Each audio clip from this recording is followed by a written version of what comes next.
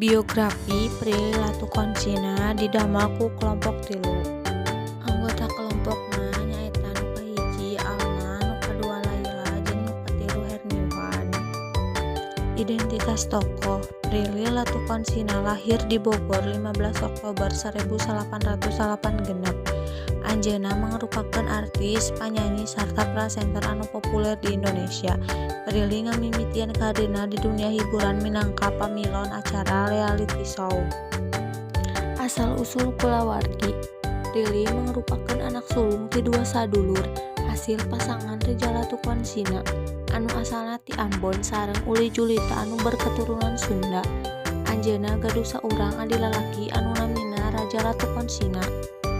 Gambaran warteg Inohong. Prilly Latukonsina dipikawangun minangka sosok anu ceria, ambisius, sareng pekerja keras.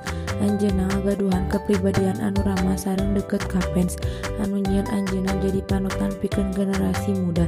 Prilly oge dikenal salaku pribadi anu disiplin, tiasa nyanghareupan tantangan di dunia hiburan sambil neruskeun pendidikan tinggi. Sikap positifna, ketangguhan, serta komitmenna pikeun ngudang impian ngajadikeun anjeunna sosok anu inspiratif. Di samping eta, Prilly sering ngabagi momen kahirupan sapopoe, nunjukkeun sisi autentik dirina anu ngajadikeun hubunganana sareng masyarakat langkung erat. Pikiran, pamadegan, jeung gagasanna, Prilly Latukonsina boga pikiran anu progresif, khususna ngeunaan pentingna pendidikan jeung pengembangan diri. Anjeunna percaya yen kombinasi antara karir di dunia hiburan jeung pendidikan formal bisa ngabantu hiji jalma pikeun jadi leuwih sukses. Sering fokus kana pemberdayaan generasi muda, ngajak aranjeunna pikeun ngudang impian tanpa nyerah. Prilly oge aktif ngabahas isu-isu sosial sapertos kesehatan mental, pendidikan, sareng pentingna kasih sayang di kalangan masyarakat. Sering dipidangkeun di media sosial, di mana anjeunna nyebarkeun motivasi, inspirasi, sareng tips pikeun ngatur waktu antara karir sareng pendidikan.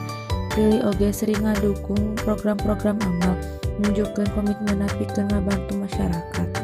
Atikana, Prilly ngenyam pendidikan di SDIT Asupria Alatan kahayang bapana supaya nilai-nilai agama ditanamkeun ti alit.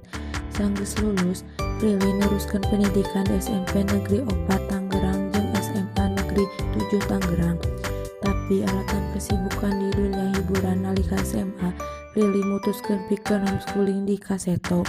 Prilly sempat nunda pikeun neruskeun pendidikan ka perguruan tinggi.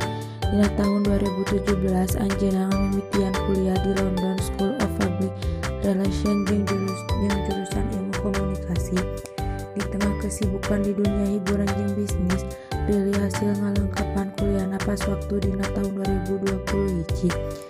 Lulus kalayan nilai A sarta menang predikat summa cum laude. Oge menang beasiswa full pasca sarjana S2 di LSPR nepi ka nyandang predikat Best of the Best Graduate 2021. Pagawean: anjeunna mangrupakeun aktris, penyanyi, sarta presenter anu populer di Indonesia. Prilly ngamimitian karirna di dunia hiburan minangka pamilon acara reality show. Anjeunna janten terkenal sanggeus main di sinetron Ganteng-Ganteng Serigala nu nyiar perhatian masyarakat. Hasil gawe atau hasil karya: Prilly Latukonsina parantos ngahasilkeun sababaraha karya dina bidang hiburan sareng bisnis, di antawisna sinetron, film, musik, acara televisi, jeung kagiatan sosial. Prilly teras ngajajah dunia produksi kalayan peran produser, bari neraskeun karirna salaku aktris, penyanyi, serta pengusaha sukses. Prestasi jeung pangleuleur: terjun di dunia hiburan ti alit sareng hasil ngarebut kasuksesan dina sababaraha profesi anu dijalani, nyababkeun Prilly seueur didominasikeun dina ajang penghargaan di Indonesia sareng luar negeri. Sababaraha lagu sukses ngangontal posisi luhur di tangga lagu. Kalayan populitas anu signifikan di kalangan remaja, anjeunna diakui salaku duta pikeun program-program sosial, utamina anu fokus kana pendidikan sareng kesehatan mental. Prilly Latukonsina terus nunjukkeun dedikasi dina karirna, boh di dunia hiburan boh di bidang sosial. Hatur nuhun.